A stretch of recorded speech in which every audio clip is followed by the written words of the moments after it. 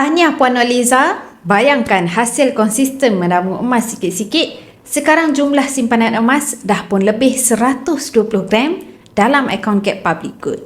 Nilainya bukan sikit tapi dah pun mencecah RM60,000. Puan Noliza mulakan simpanan emas tanpa perlu beli sekaligus.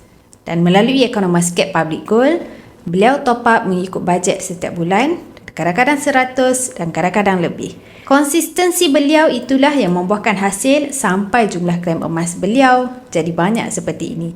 Sekarang beliau sedang proses untuk keluarkan sebahagian emas fizikal supaya beliau boleh pegang sendiri dan simpan sendiri emas tersebut.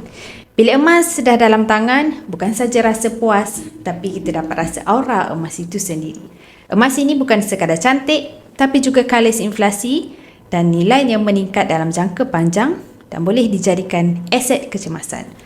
Ramai yang fikir nak simpan emas kena mula dengan modal yang besar kan? Hakikatnya, di Public Gold mula sikit-sikit pun boleh dan yang penting konsisten. Di akaun emas Get Public Gold, anda boleh bermula serendah RM100 sahaja. Dan kalau Puan Noliza boleh kumpul sampai 120 gram emas, anda juga boleh. Mungkin anda boleh keluarkan item 1 gram, 5 gram, 10 gram atau kumpul dahulu untuk capai target yang lebih besar seperti ini. Hari ini, Puan Noliza yang kami ucapkan tahniah. InsyaAllah esok giliran anda pula.